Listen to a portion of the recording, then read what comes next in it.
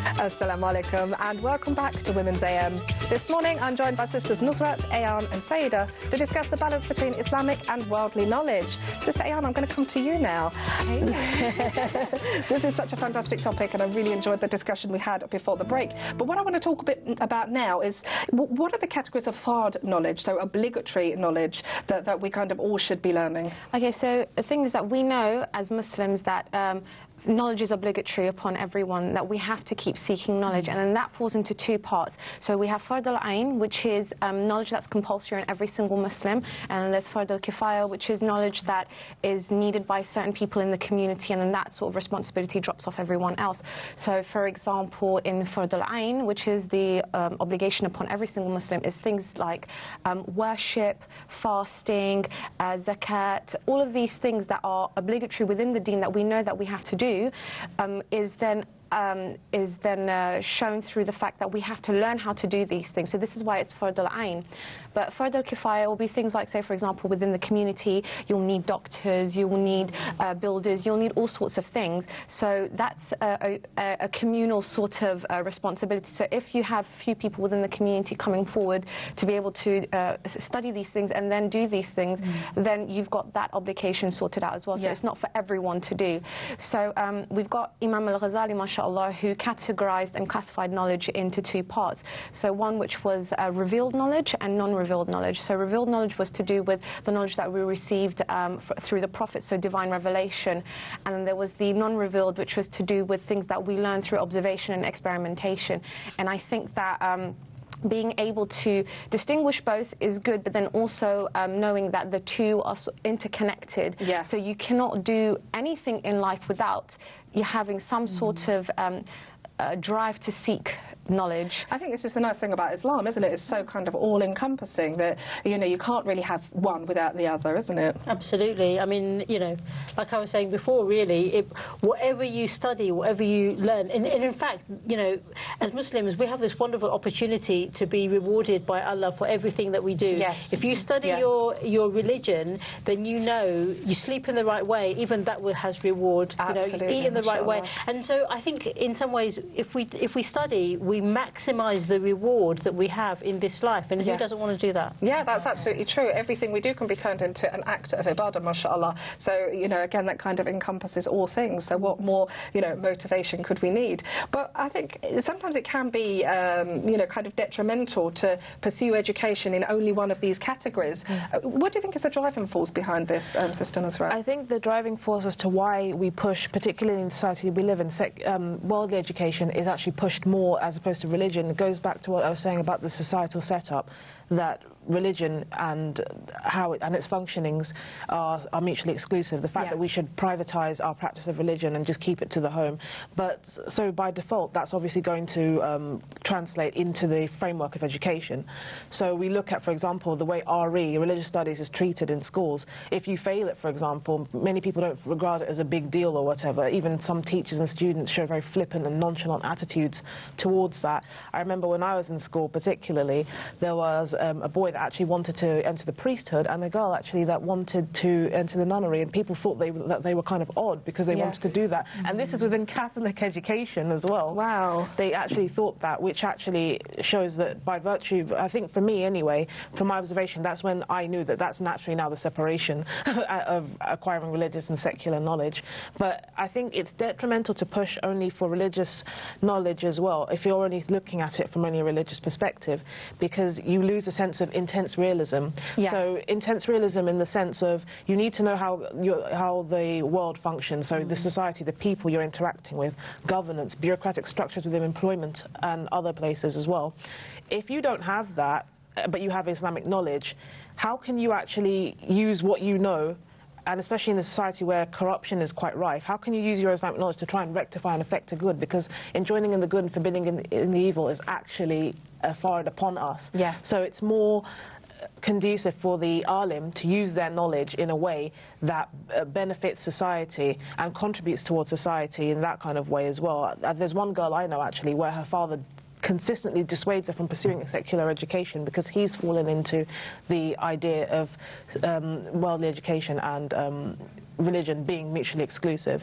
But also, if you push for secular education only, the equilibrium needs to be there, basically. You lose one sense of purpose of life, and if you haven't got that, how will you navigate? Because through religious knowledge, we gain divine revelation, we gain divine guidance of how to navigate through the worldly sense as well. But I think it's important to understand as well is that in the West you do have the sort of historical baggage where it was the event of religion and state sort of separating came about because of sort of the corruption that even you found within sort of the religious, the religious, establishment, exactly. So then this is why you find that people are very much opposed to mixing religion and governance together. It's because of this historical baggage, which is something that we've never had as Muslims. Well, I think this is absolutely true. You know, as Muslims, if we look into our past, we see, you know, so many people, mashallah, that very successfully were able to, you know, balance and combine this kind of seeking of religious and, you know, kind of secular, worldly knowledge as well. All of the Sahabas, you know, they all had a trade, you know, but we know them for their Islamic heritage that they've given to us, but they all had a trade, they were all working,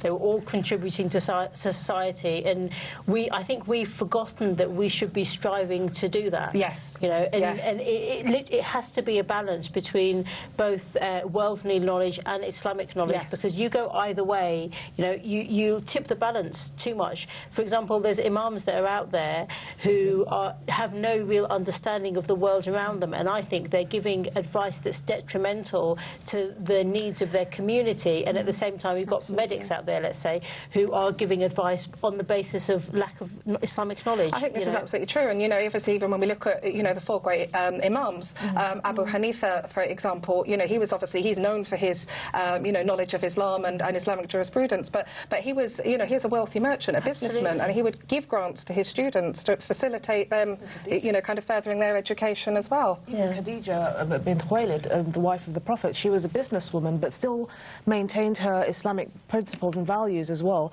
in a way that not only that gives dawah to non-Muslims, but it just exemplifies how worldly knowledge and religious knowledge and practice in everyday life is not something mutually exclusive. I think we need to come out of that mindset of that.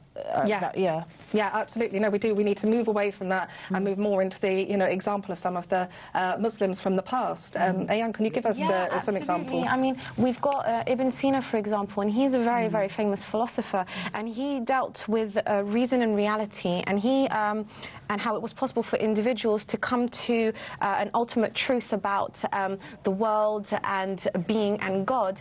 And the funny, well, not funny, but the great thing about him is that whenever he was stuck in a rut in terms of his work, he would always pray 2 rak'ah of salat to kind of give him that balance, to give him that inspiration, to ask Allah, you know, for that guidance to continue his work. I think the reason why we don't have that today is because we do have that separation between religion and other knowledge, is that we don't see it as Islam as being a holistic way of life, because Islam is not just about individual acts of worship.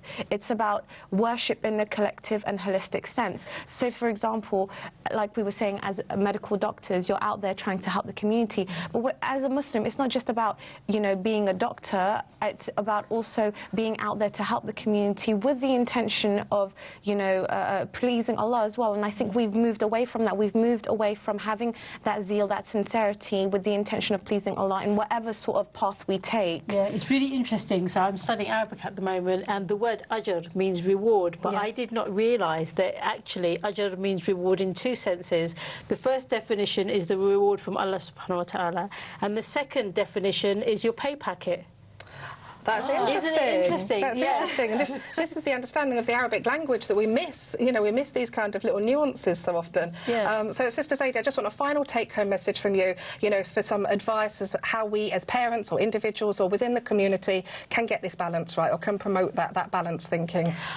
I would say always try and do both. You know, try and be the best Muslim that you can possibly be. For example, if you don't understand the words that you're saying in your salah, it's an excellent starting point for you. You know, understand what you're saying so that you can connect with Allah better within your prayer, and then just slowly move on from that. You know, it doesn't matter what your beginning point is, and if you're a scholar and you've got amazing knowledge at that end and you don't really understand how, you know, to relate to your community, again, just try and get out there and speak to people and find out. And strike the balance. That's all we need, you know. Absolutely. Jazakallah khair. That's such a fantastic tip, and inshallah I will be implementing that myself.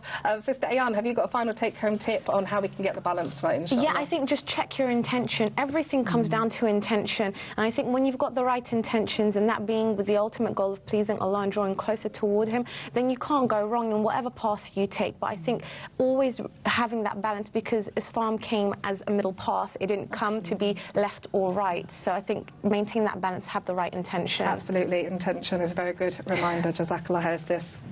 Undoubtedly, acquiring knowledge of the deen is important, and especially for women who are raising the next generation. Our responsibility is to seek out all forms of beneficial knowledge, and the way we know the knowledge is beneficial is if it leads us to appreciate Allah and love Allah that much more. I will leave you with the dua of the Prophet, peace be upon him. O Allah, I ask you for knowledge that will benefit me.